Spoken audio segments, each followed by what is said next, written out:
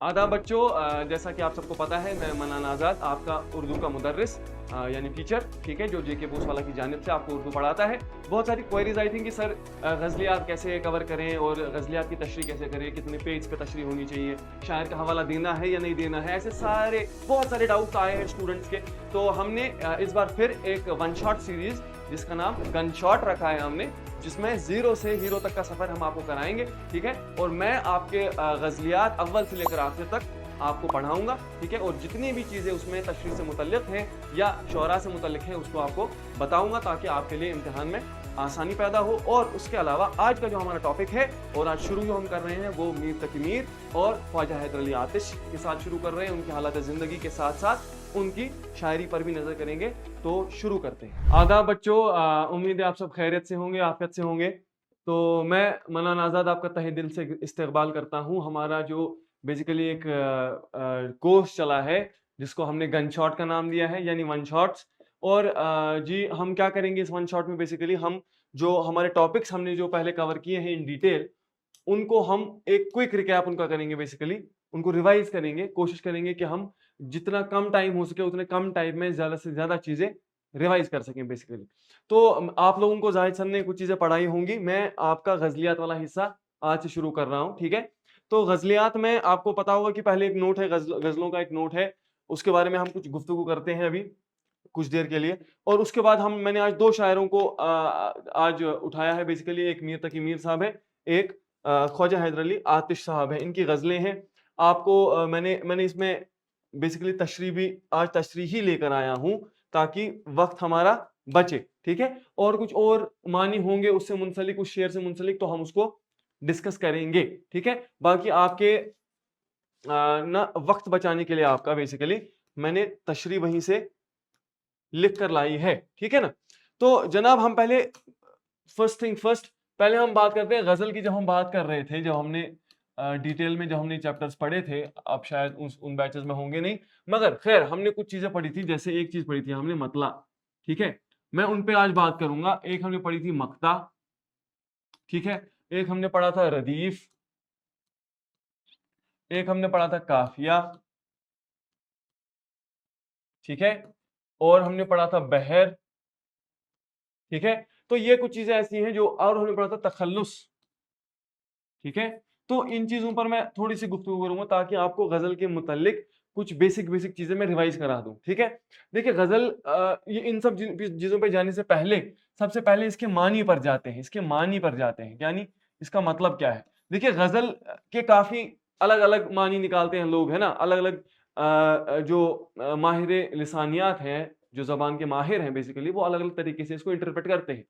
अब जो एक कॉमन इंटरप्रिटेशन है, जो एक कॉमन मतलब है जो गजल का निकाला जाता है, वो ये है कि ऐसी तरह की शायरी जिसका मौजू, जिसका टॉपिक क्या हो, औरतें हो, औरतों की बातें हो या औरतों से बातें हो, ठीक है। इसमें हुस्न इश्क की बातें, आशिक व माशूक की बातें, ठीक है। हुस्न, चाहे वो जुल्फे हो, चाहे वो होंठ हो, चाहे वो चाल हो, चाहे वो ढाल हो, है ना, चाहे वो चेहरा हो, तो ये चीजें हुस्न से रिलेटेड हो गई। और इश्क से रिलेटेड एक आशिक के जो कैफियत हैं, जिन कैफियत से एक आशिक होकर गुजरता है। अब कहने की बात है कि जो जो इश्किया बातें इसमें होती हैं, वो दोनों हैं, वो मजाजी भी हैं, वो हकीकी भी है, यानी वो मटेरियल भी हैं, यानी वो एक इंसान से इंसान के बीच के जज्बात की भी बात है, और एक इंसान खुदा के बीच के जज्बात की भी बात है, ठीक है। तो ऐसा ये ये देखिए, शायर के ऊपर तो मुनहसिर है ही कि शायर हकीकी रंग की शायरी कर रहा है इश्किया, या मजाजी रंग की कर रहा है, मगर पढ़ने वाले पे भी मुनहसिर है। जैसे गालिब जो है एक देखा जाए तो मजाजी शायर उनको लोग तस्वुर करते हैं, मगर उनके कुछ शेर ऐसे हैं जिनमें हकीकी रंग इतना नुमाया है कि इंसान डिनाई नहीं कर सकता कि ये इंसान के लिए नहीं हो सकता, ठीक है। तो गजल इस तरह की शायरी है। अब गजल बनती कैसे है? गजल बनती है अशार से। अशार किससे बनते हैं? अशार बनते हैं मिसरों से, ठीक है। तो गजल जो है उसका उसका जो पहला शेर होता है, शेर हमेशा याद रखिएगा, कपलेट को बोलते हैं। किसको? कपलेट को बोलते हैं, यानी एनी टू लाइनर, ठीक है, उसको हम क्या बोलते हैं? शेर बोलते हैं, ठीक है। और शेर दो लाइन है, एक लाइन अगर हम खाली पढ़े तो उसको मिसरा कहते हैं, ठीक है। तो ऐसी नज्म जिसका पहले दो मिसरे हम रदीफ और हम काफिया हो, ठीक है, हम रदीफ और हम काफिया हो। रदीफ क्या होता है और काफिया क्या होता है? काफिया basically rhyme of the poem है। क्या है? Rhyme of the poem. जैसे मैं आपको समझा दूं, अगर मैं यहां आपके सिलेबस में इसे लिख लूं, इब्ने मरियम हुआ करे कोई, ठीक है, ये मतला है, पहला शेर है, मेरे दुख की दवा करे कोई, ठीक है। तो जनाब अगर आप इस शेर में देखें, ये जो ये पार्ट है, ये जो ये हिस्सा है, जो दोनों मिसरों में रिपीट हो रहा है, ठीक है, और एक ये हिस्सा है जो राइम है बेसिकली। देखो यहां हवा, यहां हुआ है, यहां पर क्या है? दवा है, मगर खत्म ये दोनों अलिफ पर हो रहे हैं, यानी राइम जो है इसको हम काफिया बोलते हैं। क्या बोलते हैं? जो राइम हमारी होती है ना उसको काफिया बोलते हैं, और जो रिपीटेटिव पार्ट है जो हर हर अगले मिसरे पर रिपीट होगा सेम टू सेम, इसको हम रदीफ बोलते हैं, ठीक है।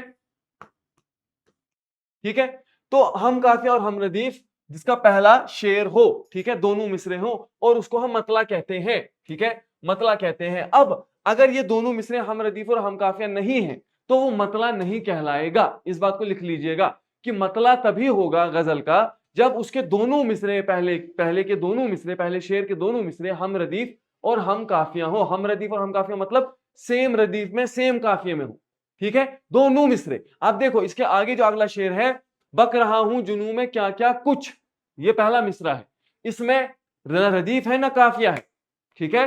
कुछ ना समझे खुदा करे कोई, और खुदा और करे कोई फिर से यहां आ गया किस मिसरे में? चौथे मिसरे में बेसिकली। तो हर अगला मतलब उसके बाद मतले के बाद जितने भी अशार आएंगे उनमें दूसरा मिसरा हम रदीफ और हम काफिया होगा, और पूरी गजल में वो सेम रहेगा, वो गजल में बदलेगा नहीं, वो स्टार्टिंग से एंड तक सेम रहना चाहिए। पहले शेर के दोनों मिसरे हम रदीफ हम काफिया होंगे, और उसके बाद आने वाले बाकी अशार, बाकी शेर, उनका सिर्फ दूसरा मिसरा हम रदीफ और हम काफिया होगा। और जरूरी नहीं है, हो सकता है कभी कभी एक से ज्यादा मतले भी हो, यानी मतला अगर मैंने पहले शेर में दोनों मिसरे हम रदीफ और हम काफिया लिख दिए, और फिर से मैंने अगले शेर में फिर से हम रदीफ और हम काफिया लिख दिए दोनों मिसरे, तो वो दूसरा मतला हो जाएगा। तो मतलों की तादाद भी कोई मुकर्रर नहीं है, ठीक है, और उसी तरह अशार की तादाद भी मुकर्रर नहीं है। कम से कम 5 अशार यानी 5 कपलेट्स आपके एक गजल में होने चाहिए, ठीक है। मतले पे बात हो गई, यानी पहला शेर। मक्ता आपका आखिरी शेर है जिसमें शायर अपना तखल्लुस यानी अपना पेन नेम इस्तेमाल करता है, ठीक है, तखल्लुस आपका पेन नेम हो गया, ठीक है। जैसे गालिब मिर्जा असदुल्ला खान साहब का तखल्लुस है, ठीक है। इसी तरीके से रदीफ काफी आपको समझा दिया। और बहर जो आखिरी चीज है, बहर क्या है? ये म्यूजिक की बात है, ये म्यूजिकलिटी है, ये म्यूजिकलिटी है। यानी जैसे मैंने आपको बोला इब्ने मरियम हुआ करे कोई, ठीक है, ये एक बीट है। इब्ने मरियम हुआ करे कोई, मेरे दुख की दवा करे कोई, ठीक है। तो ये बेसिकली एक बीट है, इस बीट पे अल्फाज बिठाए गए हैं, और जो वो बीट है, जो वो बेसिकली वो स्ट्रेस और बेसिकली अनस्ट्रेस वाला, स्ट्रेन और अनस्ट्रेन वाला सिस्टम है सिलेबल्स का, उससे बेसिकली म्यूजिक बनता है कि कहां पर सिलेबल पे ज्यादा स्ट्रेन है, कहां पर कम स्ट्रेन है, कहां पर ज्यादा स्ट्रेन है, कहां पर कम स्ट्रेन है। तो इसको बहर बोलते हैं बेसिकली, ठीक है। तो हम बहर होना यानी एक ही बहर में होना, पूरी गजल जो है वो स्टार्टिंग से आखिर तक एक ही गजल, एक ही बहर में, एक ही रदीफ में, एक ही काफिये में होनी चाहिए, वरना वो गजल नहीं होगी, वो नज्म हो जाएगी, कुछ और हो जाएगा, कसीदा कुछ और भी हो सकता है, मगर गजल नहीं होगी, ठीक है। अब जी हमारे जो पहले शायर है मीर तकी मीर साहब, इनकी जिंदगी, क्योंकि टाइम, मैंने आपको पहले ही बोला कि टाइम की लिमिट हमारे पास टाइट है, हम चाह रहे हैं कि कम से कम वक्त में ज्यादा से ज्यादा चीजें रिवाइज हों, ठीक है। तो जनाब हमने यहाँ मैंने छोटा सा उनके जिंदगी के मुतालिक जो उनकी मालूमात आपकी किताब में है उसको एकदम एक शॉर्ट नोट की तरह यहाँ पेश कर दिया है कि इनका असल नाम क्या था? मोहम्मद मोहम्मद तकी इनका असल नाम था, और इनका तखल्लुस क्या था? मीर। और इनको हम जी खुदाए सुखन भी कहते हैं। खुदाए सुखन मतलब God of poetry, God of poetry, ठीक है। ये मीर तकी मीर साहब की एक बार फोटो पोर्ट्रेट भी यहाँ है, ठीक है। और मुस्तकिल सुकूनत अकबराबाद आगरा में इख्तियार की, यानी कंटिन्यूसली ये कहाँ रहते थे? आगरा में ही रहते थे। इनकी पैदाइश 1722 में आगरा में हुई, ठीक है, आगरा यूपी में पड़ता है। वालिद का नाम क्या था? मोहम्मद अली नाम था और अली मुत्तकी के नाम से मशहूर थे। अली मुत्तकी यानी वो परहेजगार थे, एक सूफी बुजुर्ग थे बेसिकली, तो उनको अली मुत्तकी के लकब से लोग जानते थे। ठीक है, कम सिनी में वालिद का इंतकाल और गम रोजगार की फिक्र दिल्ली ले आई, के नहीं होगा, ये ले होगा, ले आई। ठीक है जनाब, हुआ क्या कि बचपन में ही, कम उम्र में इनके वालिद का इंतकाल हो गया, उस वजह से क्या हुआ, इनको दिल्ली आना पड़ा। गमे रोजगार यानी कमाने की फिक्र। ठीक है, उसने क्या कर दिया, इनको दिल्ली तक ले आए। सोतेले मामू, इनके सोतेले मामू थे सिराजुद्दीन खान आरजू साहब, जो दिल्ली के बहुत बड़े शायरों में से शुमार किए जाते हैं। मीर से पहले के दौर के बड़े शायरों में से एक शायर है, वो इनके सोतेले मामू थे। उन्होंने इनकी तरबियत की उसके बाद, और कुछ कुछ वाकयात ऐसे हैं कि जहां पर उन्होंने, सोतेले मामू ने इन पर जुल्म भी किया। ठीक है, और उन हालात में मीर साहब पर एक अजीब सी कैफियत, उनका जहन परेशान हो गया था अपने मामू के परेशानियों से, अपने मामू की दी हुई अजियतों से। ठीक है ना, तो वहां ज्यादा देर रुक नहीं पाए, दिल्ली का मुख्तसर दौर था, बहुत कम देर वहां रहे उनके पास, मगर उनकी शायरी पुख्तगी का जमाना यही था, यानी उनकी शायरी इसी दौर में क्या हुई, पक्की हो गई। ठीक है, आगे क्या है कि शायरी का मार्क्स गमे रोजगार और ना आसूदा जज्बात में खुलूस, यानी इनकी शायरी का मार्क्स जो है, इनकी शायरी का जो बेसिकली मवाद है, उसमें क्या क्या है, दो चीजें बेसिकली हैं। एक क्या है, एक है गमे रोजगार, यानी कमाने की परेशानियां, इंसान की जिंदगी में जो कमाने का टेंशन है ना, जो अजल से चलते आ रहा है अब तक, उसके ऊपर इनकी शायरी है, पहली बात। दूसरी दूसरी ये कि ना आसूदा जज्बात, यानी जो वो जज्बात जो पूरे ना हो सके, यानी किसी को चाहा और वो ना मिला, किसी से मोहब्बत की और वो ना मिला, कोई चीज मांगी और वो ना मिली। ठीक है, ये ना आसूदगी है। और इन ना आसूदा जज्बात क्या है, उनमें खुलूस है, उनमें प्योरिटी है, उनमें सच्चाई है, और इस वजह से उनकी शायरी का एक अलग ही रंग है, इसीलिए उनको खुदाए सुखन भी कहा जाता है।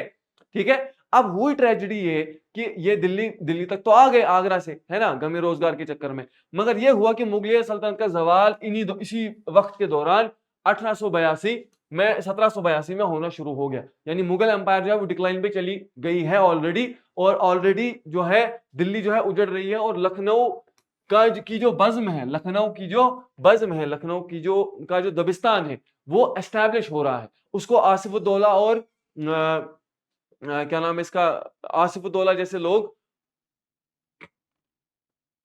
एस्टैब्लिश कर रहे हैं। तो आसिफुद्दौला ने इनको 1782 में क्या किया, इनको दावत दी, किसकी, लखनऊ आने की, कि तुम लखनऊ आओ, यहाँ शायरी करो, हमारे दरबार में शायरी करो बेसिकली। ठीक है, जिंदगी यहाँ आराम से गुजरी, मगर शेरी महफिलों से दिल उठ गया। देखिए आप, ट्रेजेडी ये हुई कि वहां गए और वहां इनकी इनकम ठीक रही, इनके इनके पास पैसा ठीक रहा, इन्होंने कमाया ठीक, इनकी जिंदगी थोड़ा आराम से कटी दिल्ली के मुकाबले, मगर मगर प्रॉब्लम ये हुई जनाब, प्रॉब्लम ये हुई कि शेरी महफिल से इनका दिल उठ गया, क्योंकि लखनऊ का मिजाज बिल्कुल अलग था और दिल्ली का मिजाज बिल्कुल अलग। तो दिल्ली के मिजाज के शायर थे, इनको लखनऊ में इनको चैन आया नहीं। ठीक है, और इंतकाल आखिर में 1810 में लखनऊ में ही किया। ठीक है, अब ये इतने बड़े शायर हैं कि गालिब जैसी बड़ी हस्ती जो है वो इनकी अजमत का एतराफ करती है, वो इनका लोहा मनवाती है, मानती है, कि बोलती है कि रेख्ता के तुम ही उस्ताद नहीं हो गालिब, रेख्ता उर्दू का पुराना नाम है, तो रेख्ता के तुम ही उस्ताद नहीं हो गालिब, कहते हैं अगले जमाने में कोई मीर भी था, यानी पहले जमाने में कोई मीर भी था, तुम अकेले ही नहीं हो जो रेख्ता के उस्ताद हो। ठीक है, अच्छा, इनका कुलियात 6 दवावीन पर मुश्तमिल है, यानी 6 दीवान है इनके, इनके कुलियात में, यानी इनका कुलियात किसको बोलते हैं, बेसिकली जब एक शायर मर जाता है, उसकी जितनी भी शायरी है, जब वो एक कंपाइलेशन बन के आती है, एक बुक बनकर आती है, उसको कुलियात कहते हैं। तो इनके 6 दीवान, दवावीन, दीवान की जमा, यानी इनके दीवान जो है 6 दीवान कुल मिलाकर एक कुलियात में छप चुके हैं। और इसके अलावा देखिए, ये सिर्फ शायर ही नहीं थे, इन्होंने 2 बहुत बड़े काम किए हैं। पहली बात, इन्होंने अपनी खुद नविश्त यानी अपनी बायोग्राफी जिक्र मीर के नाम से लिखी है।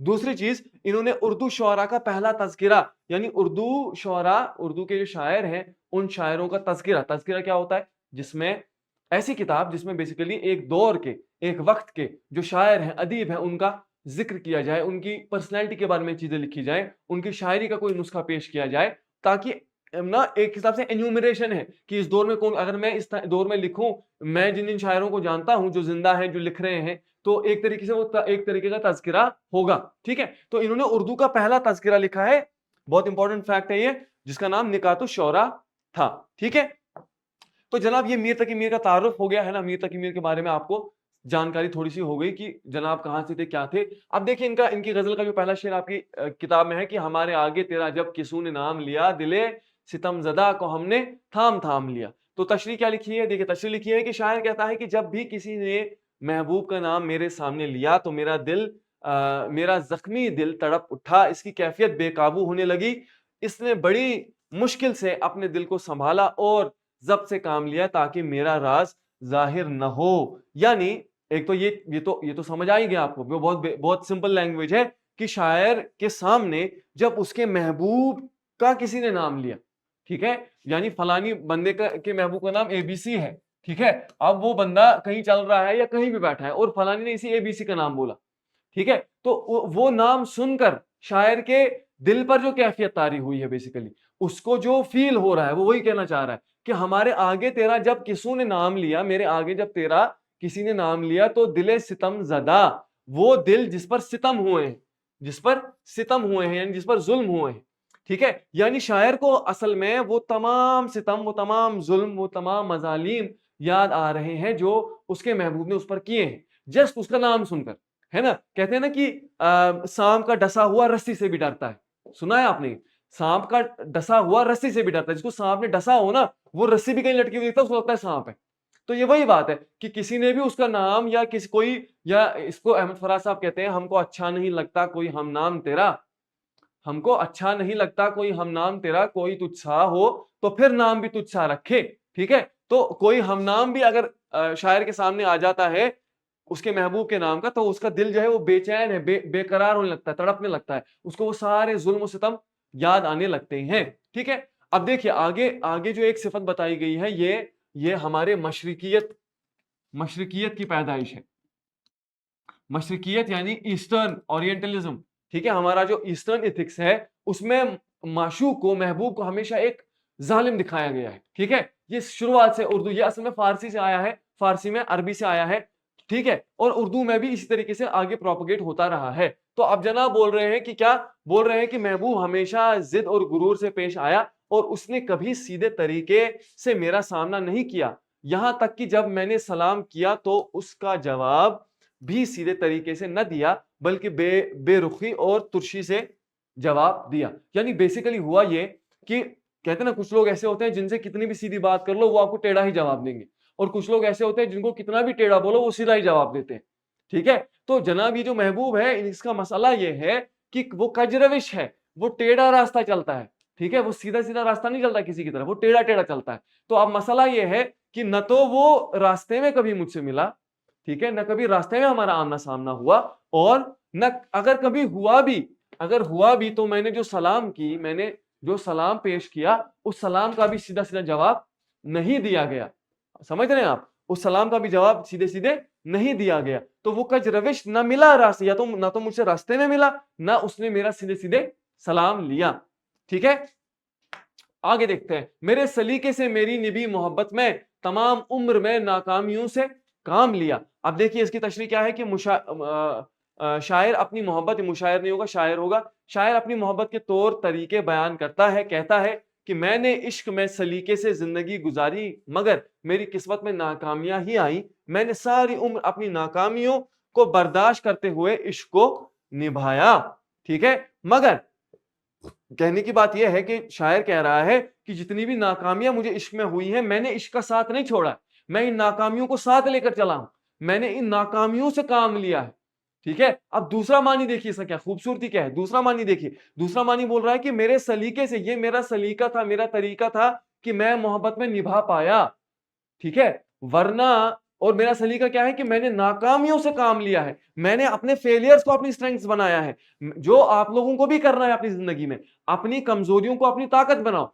आशिक ने क्या किया है, यानी या शायर ने क्या किया है, इसने अपनी कमजोरियों, अपनी नाकामियों, अपने फेलियर्स को अपनी स्ट्रेंथ बनाया, ठीक है, अपनी ताकत बनाया, ठीक है, और इसी सलीके से ये मोहब्बत निभा पाया, वरना मोहब्बत हर कोई निभा नहीं सकता। क्यों? क्योंकि मोहब्बत में सिर्फ नाकामियां ही नाकामियां हैं।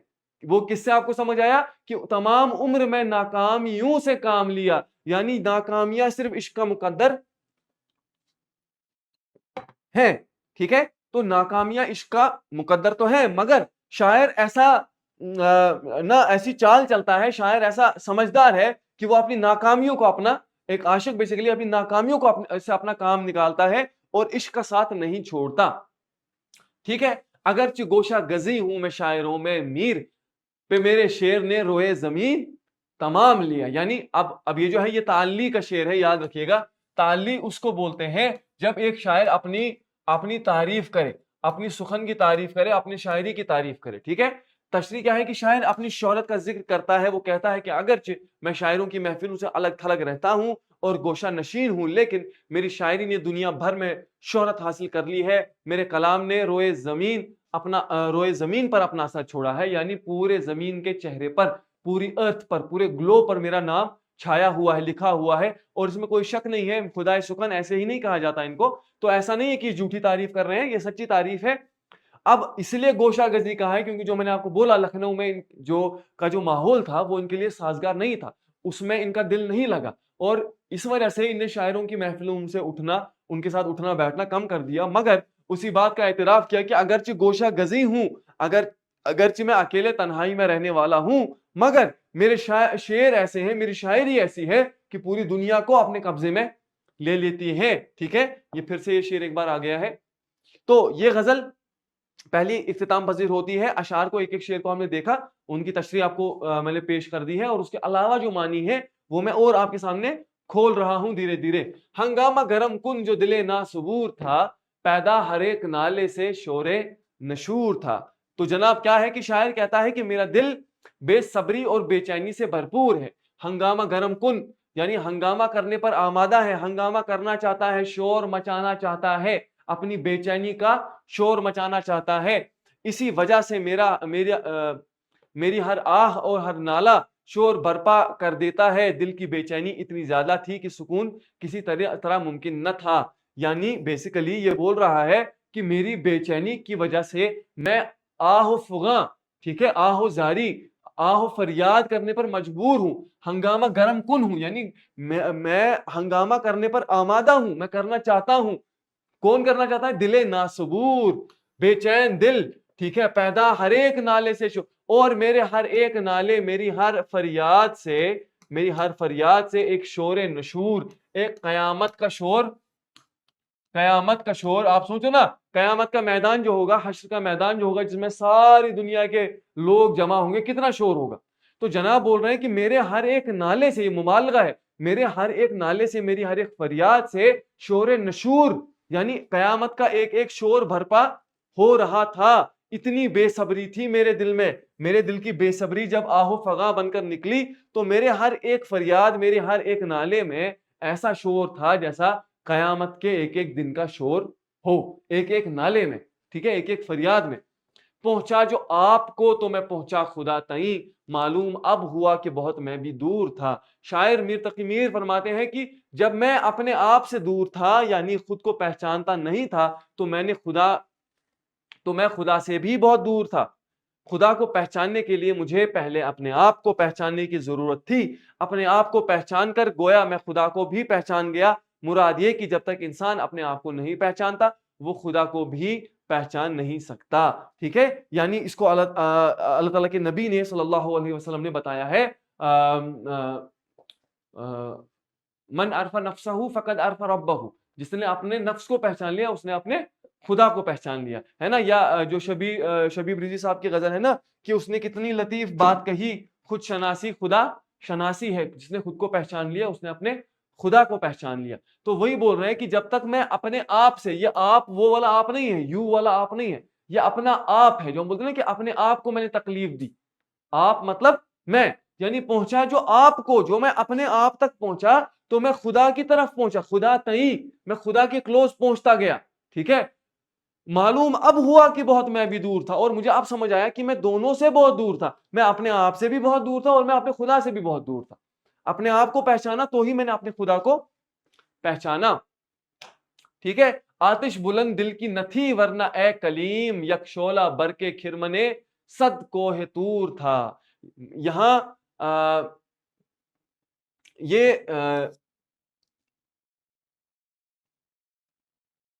या ये मिसप्रिंट हुआ है कुछ यहाँ मीर ने, देखो कलीम हजरत मूसा को बोलते हैं, हजरत मूसा का लकब है। और हजरत मूसा का मौजज़ा क्या है, इसमें तलमीह का इस्तेमाल हुआ है। पहले याद रखना कि तलमीह का शेर है। तलमीह क्या होता है? तलमीह होता है जब आप किसी एक लफ्ज के इस्तेमाल से किसी एक तारीखी वाक़ई, किसी एक हिस्टोरिकल डेवलपमेंट की तरफ इशारा करते हो, किसी एक वाक्य की तरफ इशारा करते हो, और अगर आप वो वाक्य नहीं जानते तो आप शेर को समझ नहीं सकते। ठीक है, तो आतिश बुलंद दिल की न थी वरना ए कलीम, ये कलीम का जो लफ्ज है हजरत मूसा के लिए इस्तेमाल हुआ है। क्यों? हजरत मूसा वो शख्स हैं जिनको कलीमुल्लाह कहते हैं, अल्लाह ताला से कलाम करने वाला। और उनके बारे में एक मशहूर वाकया है जो आपको पता होगा, वो कोह तूर पे अल्लाह ताला से अल्लाह ताला की दीदार मांगने के लिए लन तरानी मांगना चाहते थे। वही लन तरानी सुना चाहता हूं। ठीक है, तो लन तरानी देखना चाहते थे, अल्लाह ताला का नूर दिखना चाहते थे। और अल्लाह ताला ने जब अपना नूर दिखाया तो तजल्ली दिखाई तो क्या हुआ? कोह तूर क्या हो गया? खाक हो गया। ठीक है, और अब यहां शायर क्या बोल रहे हैं कि यहां मीर साहब बोल रहे हैं कि हजरत मूसा कलीमुल्लाह और कोह तूर का हवाला दिया है। ठीक है, उसका रेफरेंस दिया है। शायर कहता है कि अगर मेरे दिल की आग बुलंद ना होती तो ये एक शोला, बुलंद ना होती, बुलंद होती, ठीक है, ना होती नहीं, बुलंद होती तो ये एक शोला ऐसा था जैसे एक बिजली की कूंद हो जो सैकड़ों कोहितूर को जलाने की ताकत रखती हो। मुराद ये कि ये है कि दिल की तपिश और जज्बा इश्क बेइंतहा ताकतवर है। यानी बेसिकली शायर ये कह रहा है, शायर अपनी बेचैनी को एक्सप्लेन करने की कोशिश कर रहा है। बोल रहा है मेरे दिल की जो आग है वो बस बुलंद नहीं थी, वो बस टॉप पे नहीं थी। अगर वो किसी टॉप पे होती ना, अगर वो किसी टॉप पे होती तो यक शोला, एक एक शोला, यक शोला बर के खिरमने सद को हितूर था। यानी एक एक शोला 100 को हितूर को जलाने के लिए काफी था। मेरे दिल के शोलों में से मुबालगा है। ठीक है, मीर की शायरी में देख रहे हैं आप किस अंदाज से अपने जज्बात को पेश कर रहे हैं। बोल रहे हैं कि मेरे दिल में जो आग है उस आग का एक एक शोला 100 कोहितूर को जलाने की क्या रखता है? ताकत रखता है। मगर मेरे दिल की आतिश बुलंद ही नहीं है। अगर ये आतिश बुलंद होती तो हजरत मूसा, मेरी जो तपिश है मेरे दिल की वो इतनी ज्यादा ताकतवर है कि 100 कोहितूरों को एक एक शोला जला सकता है। अब देखिए यहाँ किताबन अशार है कुछ। किताबन अशार क्या होता है? इसके ऊपर कॉफ लगता है। यानी जब हम गजल में, देखो गजल में एक असूल जो सबसे बड़ा असूल है वो ये है कि एक शेर को दूसरे शेर से कोई वास्ता नहीं है। हर एक शेर एक मुकम्मल अकाई है। हर एक शेर, शेर समझ रहे हो, कपलेट बार बार बोल रहा हूं, टू लाइनर, हर टू लाइनर का अपना इंडिपेंडेंट मीनिंग है, इसका दूसरे शेर से कोई वास्ता नहीं है। मगर मगर कभी कभी शायर के साथ क्या हो जाता है मसला, हमारे साथ भी होता है कि जनाब आप चाहते हो कि आप कोई ख्याल लिखो मगर वो एक शेर में नहीं आ रहा, तो आप दो शेर में उसको लिखते हो, तो आप एक कॉफ का निशान छोड़ देते हो। किता, किता मतलब टुकड़े को बोलते हैं। किताबन अशार होते हैं, उससे पढ़ने वाले को समझ आ जाता है कि अगले दो तीन शेर जो है वो जुड़े हुए हैं। अब देखो यहां आपको कैसे समझ आएगा। अब देखो ये जो दो शेर है ना ये जुड़े हुए हैं। बोल रहे हैं कल पांव एक कासाए सर पे जो आ गया, यकसर वो इस्तिख्वान शिकस्तों में चूर था। शायर कहता है कि कल मेरा पांव एक इंसानी खोपड़ी पर आ पड़ा, वो खोपड़ी हड्डियों के टूटने और शिकस्तगी से चूर थी। ठीक है, ये मंजर दुनिया की बेसबाती और गुरूर के अंजाम को जाहिर करता है। यानी आखिरकार सबको मरना है। ठीक है, कहने लगा कि देख के चल रहा, अब देखो उसको कंटिन्यू कर रहा है, कहने लगा कि देख के चल रहा बेखबर। इस खोपड़ी ने मुझसे क्या कहा? बोला कहा रास्ता देख के चलो। क्यों? मैं भी कभू किसी का सरे पुर गुरूर था। मैं खोपड़ी जो आज नीचे कासे सर बन गया हूं, एक एक बाउल बन गया हूं, मैं किसी की सर की इज्जत था, किसी गर्दन के ऊपर गुरूर से चलता था। खोपड़ी गोया जबान हाल से कहने लगी, ए नादा जरा देख के कर चल, कभी मैं भी किसी का सर था, गुरूर और तकब्बुर से भरा हुआ, मगर आज मिट्टी में मिल गया हूं। ये शेर दुनिया की बेसबाती और गुरूर का अंजाम पर तंबी है। तंबी यानी तंज है। ठीक है, नसीहत है बेसिकली। ठीक है, तो ये इंसान का अंजाम है, इसलिए इंसान को बेसिकली हम्बल होना चाहिए। दुनिया कितनी कितने ही साल की है। था वो तो रश के हूर बहिश्ती हमी में मीर, समझे ना हम तो फहम का अपनी कसूर था। तो जनाब बोल रहे हैं कि मीर फरमाते हैं कि महबूब इतना खूबसूरत था कि हूर बहिश्त, यानी जो जन्नत की हूरें हैं, हूरे बहिश्त मतलब जन्नत की हूरें हैं, वो रश करती हैं। वो क्या करती हैं? उनको उनको रश्क आता है, उनको उनको जलन होती है मेरे महबूब को देखकर, उसकी खूबसूरती को देखकर, ठीक है। रश्क हूरे बहिश्ती यानी बहिश्त की हूरों का रश्क, ठीक है, ज्यादा खूबसूरत नजर आता है, लेकिन हम इसकी खूबसूरती और अहमियत को पहचान ना सके, इस वजह से इसकी वजह यह थी कि हमारी समझ या शऊर नाकिस था, यानी हम इस काबिल न थे कि इसकी अजमत को जान सके। यानी बेसिकली ये हमारी अक्ल की कम फहमी थी। वो जो महबूब था उसकी खूबसूरती ऐसी थी कि जनाब जन्नत की हूरें भी उसको रश करें, और वो हम ही में था, वो हम में से ही एक था, ठीक है। एक तो ये मतलब है। दूसरा मतलब ये है कि वो हम ही में था, वो मेरे अंदर था। तीसरा मतलब ये निकलता है हजरत मोहम्मद अरबी के लिए भी हो सकता है कि वो तो रश्क हूरे बहिश्ती हम में से ही था, मगर हम ही उसके हुस्न को नहीं समझ पाए। हम ही नहीं समझ पाए कि उसका हमारी फहम का कसूर है, यह हमारी कम अकली है, यह हमारी कम अकली है कि हम उस बंदे को, उस शख्स की अच्छाइयों को समझ ही नहीं पाए, उसकी खूबसूरती को समझ ही नहीं पाए। वरना वो इतना खूबसूरत था कि जन्नत की हूरें उस पर रश्क करती थी, यानी उससे उससे जलती थी, उससे हसद खाती थी, ठीक है। तो जनाब ये एक गजल मुकम्मल होती है, ठीक है। इसके बाद अब हम अगली गजल पढ़ेंगे। 2 मिनट का ब्रेक ले लेते हैं जरा।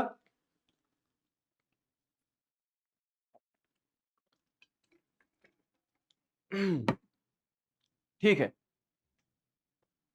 अब हमारे अगले शायर जो है, इनका ताल्लुक दबिस्तान लखनऊ से था, ठीक है। और आतिश जो है, हैदर अली नाम था, आतिश इनका तखल्लुस था, असल वतन क्या था, फैजाबाद, ठीक है। वालिद का इंतकाल कमसिनी में हुआ और तालीम नामुकम्मल रही, यानी इनके भी वालिद का इंतकाल बहुत छोटी उम्र थी इनकी जब इनके वालिद का इंतकाल हुआ, और तालीम इनकी नामुकम्मल रही। शायराना सलाहियतें इतनी अच्छी थी, यानी इनकी कैपेसिटी, इतनी कैपेबिलिटी, इनकी बेसिकली टैलेंट इनके पास इतना था शायरी का कि उसकी बिना पर, उसकी वजह से ये मीर तकी खान तरक्की जो उस टाइम बेसिकली दरबार से जुड़े हुए थे, एक नवाब कह सकते हैं आप, नवाब थे, उनके दरबार से जुड़ जुड़ गए, मुंसलिक हो गए, ठीक है। अपनी किसकी वजह से, अपनी शायराना सलाहियतों की वजह से, अपनी शायराना खुसूसियतों की वजह से। तमाम उम्र तंग दस्ती में गुजरी, मगर खुददारी ने कभी हाथ नहीं फैलाने दिए। इनकी ज्यादातर जिंदगी जो है वो तंग दस्ती में, यानी गरीबी में गुजरी, मुफलिसी में गुजरी, मगर इनकी खुददारी इतनी थी कि इन्होंने कभी किसी के आगे हाथ नहीं फैलाए। इनकी खुददारी ऐसी थी। बुजुर्गी में आंखों की बीनाई चली गई, सो आना जाना बंद हो गया, यानी इनकी आखिरी उम्र में इनकी क्या हो गया था, इनकी आंखों की रोशनी चली गई थी, जिसकी वजह से क्या हुआ, जिसकी वजह से ये कहीं आना जाना इनका बंद हो गया था। और इसी वजह से इनके शागिर्द, इसी वजह से इन शागिर्दों की भीड़ इनके घर में मिलती थी, यानी इनके शागिर्द इनसे मिलने इनके घर आया करते थे, ठीक है। ये जनाब आतिश साहब हैं। 1847 में लखनऊ में इंतकाल 70 साल की उम्र में हुआ, यानी 70 ईयर्स ऑफ एज में इनका इंतकाल लखनऊ में ही हुआ, ठीक है। कलंदराना शान, बुलंद आहंग, छोटी बात को भी धूमधाम से पेश करना, ठीक है, ये इनकी खासियत है। इनके यहाँ कलंदराना शान मिलती है। कलंदराना शान क्या होता है, कलंदर कौन होता है, कलंदर वो होता है जो दुनिया के पैमानों पर परेशान नहीं होता। दुनिया आज बोलती है कि बड़ा मकान, बड़ी गाड़ी, बड़ा बंगला, पैसे, इज्जत, दौलत, शोहरत, ईगो, ठीक है, खूबसूरती, ये वो, मतलब स्टाइलिंग, ये वो, समझ रहे हो। मगर कलंदर को इससे कोई फर्क नहीं पड़ता। कलंदर फटे हुए कपड़ों में भी वो बेनियाज है, वो आजिज है, वो अल्लाह का वो बंदा है जिसको जिसको किसी चीज से फर्क नहीं पड़ता, जिसको किसी चीज, किसी पोजीशन से फर्क नहीं पड़ता, जो इससे बियॉन्ड है, जो इसके बियॉन्ड निकल चुका है, ठीक है। ये फक्र जिसको हम कहते हैं, या जिसको हम कलंदराना शान कहते हैं, ये मौला अली के यहाँ मिलती है, और हमें हजरत उमर के यहाँ मिलती है, मोहम्मद अरबी के यहाँ मिलती है सल्लल्लाहु अलैहि वसल्लम, ठीक है ना। कलंदराना शान इनके यहाँ भी मिलती है। और बुलंद आहंग, यानी इनकी आवाज जो है, इनका जो वर्ड्स का यूज है वो ऐसा है, वो बुलंद है। जैसे मैं आपको एग्जांपल दूं, अभी हमने मीर की गजल पढ़ी, मीर का एक शेर देखिए आप कि सिरहाने मीर के आहिस्ता बोलो, सिरहाने मीर के आहिस्ता बोलो, अभी टुक रोते रोते सो गया है। यानी कितना आसान, कितना नरम लहजा है। अब यहाँ अल्लामा इकबाल की शायरी देखो कि खुद ही को कर बुलंद इतना कि हर तकदीर से पहले खुदा बंदे से खुद पूछे बता तेरी रजा क्या है। आप देख रहे हो अंदाज कैसा है कहने का, आहंग उसी को बोलते हैं, आवाज को, ठीक है, किस तरह की आवाज निकलेगी उनकी शायरी में से, ठीक है। छोटी बात को भी धूमधाम से कहने पर कादिर हैं ये, छोटी बात को भी बड़े धूमधाम, बड़े बड़ा चढ़ाने वाले अंदाज में कहते हैं। जबान की खूबसूरती और कलंदराना बेपरवाही मिलती है। जो मैंने आपको बोला, कलंदराना बेपरवाही, यानी उनको दुनिया और दुनिया की चीजों से, दुनिया और दुनिया की मता से, दुनिया के माल से क्या है, बेनियाज है, दुनिया से बेनियाज है जनाब वो, उनको कोई फर्क नहीं पड़ता। नासिक और आतिश की हरीफाना कशाकश और एक दूसरे से मुतासिर होना। अब देखिए नासिक और आतिश, नासिक एक और शायर है जिनका ताल्लुक दबिस्तान लखनऊ से ही है। इनफैक्ट जैसे दबिस्तान दिल्ली में गालिब साहब और शेख इब्राहिम जोग जो है ना, उनकी आपस में राइवलरी रहती थी। जैसे आज जैसे विराट कोहली और रोहित शर्मा का कंपटीशन नहीं रहता कौन ज्यादा अच्छा खेलेगा, उसी तरीके से इन शायरों में एक टाइम पे कंपटीशन होता था। इसी तरीके से दबिस्तान लखनऊ में नासिक और आतिश का आपस में कंपटीशन होता था और उनकी आपस में टसल होती थी, ठीक है ना। और एक दूसरे से, कहने वाले कहते हैं, लिसानियात के माहिर कहते हैं कि वो एक दूसरे से मुतासिर भी हैं, यानी एक दूसरे से असर भी कबूल किया है, एक दूसरे की शायरी से इंस्पायर भी हुए हैं। मगर आतिश अपनी सलासत और अपनी सादगी की वजह से, यानी अपनी सिंपलिसिटी की वजह से नासिक से एक कदम आगे ही नजर आते हैं। यानी इस लड़ाई में आतिश ज्यादा पावरफुल है, क्योंकि आतिश के यहाँ क्या है, सलासत है, सादगी है, उनके अल्फाज भारी भरकम नहीं है। लखनऊ की जमीन के नुमाइंदा शोरा में इनके शागिर्दों की शोरा में से हैं, यानी ये जो लखनऊ की सरजमीन से जितने भी शायर निकले हैं उनमें एक नुमाइंदा मकाम है, एक अलग थलग मकाम है, एक इम्तियाजी मकाम है, एक डिस्टिंग्विश्ड प्लेस है बेसिकली इनकी, ठीक है। और और इसकी जमानत कौन देता है, इसकी शहादत कौन देता है, इनके शागिर्द, जिनमें नवाब मिर्जा शौक और दयाशंकर नसीम जैसे लोग आते हैं, ठीक है मेरी जान। कौन, नवाब मिर्जा शौक, वही नवाब मिर्जा शौक जिनके आपने 9th में जहर इश्क करके या जो आपकी मसनवी आपने पढ़ी है। और दयाशंकर नसीम कौन, दयाशंकर नसीम वही जिन्होंने मसनवी गुलजार नसीम लिखी है मेरी जान। तो ये बहुत बड़े दो शायर हैं जो आतिश के स्टूडेंट्स रह चुके हैं। तो इस बात की गवाही वो देते हैं कि आतिश साहब खुद एक बहुत बड़े शायर थे, ठीक है। तो अब आतिश साहब की गजल देख लेते हैं। दहन पर है उनके गुमा, कैसे कैसे कलाम आते हैं दरमिया, कैसे, दहन मतलब होंठ, दहन मतलब मुंह, ठीक है। अच्छा, शायर कहता है कि महबूब के लबों पर तरह तरह के गुमान यानी शक और राज छिपे हुए हैं। जब वो बात करता है तो उसकी गुफ्तगू में हजारों अंदाज, इशारे और निकात सामने आते हैं। गोया महबूब की बातें दिल को मशहूर, मशहूर यानी जादू, शहर से निकला है, शहर से, ठीक है, मशहूर करने वाली और मानी खेज हैं। यानी जनाब जो आतिश साहब हैं वो ये बोल रहे हैं, उनका महबूब जब बोलता है, जब मुंह खोलता है, देखिए मोहब्बत इश्क होता क्या है, देखो मैं आपको समझाता हूं एक चीज, समझ जाना इस बात को। होंठ खूबसूरत, आंखें खूबसूरत, रंग ढंग खूबसूरत, चाल ढाल खूबसूरत, ठीक है ना, ये जो चीजें हैं ना, ये चीजें ये किसी में नहीं है, ये किसी की अच्छी नहीं है। आप समझना इस बात को, ये किसी की अच्छी नहीं है, कोई लड़की नहीं है जो खूबसूरत है सिवाय उस लड़की के जिससे आपको मोहब्बत है। आप समझ रहे हो मेरी जान, यही है असली मसला। मसला ये है कि होंठ खूबसूरत नहीं होते, किसी एक शख्स के होंठ खूबसूरत हो जाते हैं। आंखें खूबसूरत नहीं होती, किसी एक शख्स की आंखें खूबसूरत हो जाती हैं, और इतनी खूबसूरत हो जाती हैं कि आपको दुनिया की कोई भी आंख पसंद ही नहीं आती, फिर आपको दुनिया की कोई कोई होंठ पसंद ही नहीं आते फिर। तो मोहब्बत है ही यही कि मोहब्बत इन खूबसूरत चीजों का होना नहीं है कि किसके आंखें खूबसूरत है, किसके होंठ खूबसूरत है, नहीं, मोहब्बत किसी एक शख्स से होना और उसकी वो चीजें फिर उतनी खूबसूरत हो जाती है। खुद खूबसूरत होंठ वालों से मोहब्बत नहीं होती, मोहब्बत होने जो जिससे हो जाए उसके होंठ खूबसूरत हो जाते हैं मेरी जान। तो इसी तरीके से बोल रहे हैं कि उनके दहन पर किस किस तरह के गुमान हैं। आप देखो शायर कितने गौर से उनके होंठ, उसके होंठों की हरकत को देख रहा है और क्या क्या निकलेगा उसके होंठ से, और वो सिर्फ उसकी कही हुई बातें नहीं सुन रहा, वो उसके होंठों के इशारे, आंखों के इशारे तक समझ रहा है और कहने की कोशिश कर रहा है कि दहन पर उनके जो गुमान है, किस किस तरह के शुबात है। कभी लगता है कि मुझे बुरा भला कहेगा, कभी लगता है कि मुझे प्यार से कोई बात कहेगा, तो मुझे किस किस तरह के गुमा होते हैं, किस किस तरह के शुबात हैं, किस किस तरह के शक है मेरे दिमाग में कि वो ये बोलेगा मेरे बारे में। यानी शायर को उसके होंठों पर इतनी नजर है कि उसके दिमाग में बहुत सारे ख्याल है कि अभी शायद मुझे बोलेगा कि तुम कितने अच्छे हो, या मुझे बोलेगा कि दफा हो जाओ यहां से, है ना। तो अब गुमा है शायर के कि उसके गुमान में कितनी कितनी चीजें आती हैं सिर्फ उसके होंठ देखकर, और कलाम आते हैं दरमिया कैसे कैसे। मगर अजीब बात यह है कि जो बातें होती हैं वो किस किस तरह की बातें होती हैं, गुमान किस किस तरह के हैं शायर के, मगर बातें होती किस किस तरह की हैं। यानी शायर ये सोचता है कि मुझे आज प्यार से बात करेगा, मगर उसी दिन डांट पड़ती है। समझ रहे हो, होती जो बात है उसमें डांट होती है, मगर शायर का गुमान होता है कि आज मुझे प्यार से बुलाएगा, ठीक है। तो ये मसला है कि गुमान कैसे कैसे हैं और आखिर में प्रैक्टिकल रियलिटी क्या है? ज़मीनें चमन गुल खिलाती है, क्या-क्या बदलता है रंग आसमां, कैसे-कैसे गुल खिलाती है। गुल खिलाना यानी फसाद करना, ठीक है? फसाद करने को भी कहते हैं गुल खिलाना, और फूल उगने को भी गुल खिलना कहते हैं। तो ये बोल रहा है कि ज़मीनें चमन, इस दुनिया की सरज़मीन, ये ज़मीनें चमन सिर्फ़ एक बाग की ज़मीन नहीं बोल रहा है, इस पूरी कायनात की बात कर रहा है। ये पूरी कायनात किस-किस तरह के नए फसाद हर दिन लेकर आती है, और ये आसमान जो है ये किस-किस तरह के रंग बदलता है। कभी नीला है, कभी पीला है, कभी लाल है ना? कभी रातों काला है। तो अलग-अलग तरीके के, यानी बेसिकली ये दुनिया का निज़ाम जो है ये किस-किस तरह के रंग बदलता है। दुनिया की मिसाल एक चमन की सी है जहां जमीन से तरह-तरह के फूल खिलते हैं। देख रहे हो कि मनान भी निकला इसी में से, इसमें से शाहिद सर भी निकले इसमें से, इसी मिट्टी में से तो सब निकल रहे हैं, मगर अब एक से बढ़कर एक है, ठीक है?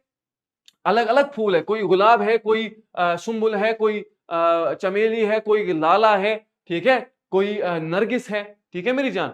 फूल खिलते हैं और आसमान हर लम्हा नया रंग दिखाता है, यानी ये कायनात अजीबो-गरीब जलवों और तगय्युरात यानी चेंजेस से भरी हुई है। हर लम्हा तब्दीली और हर मंजर नया है, यानी हर बदलता हर एक लम्हा कुछ ना कुछ नया होता है।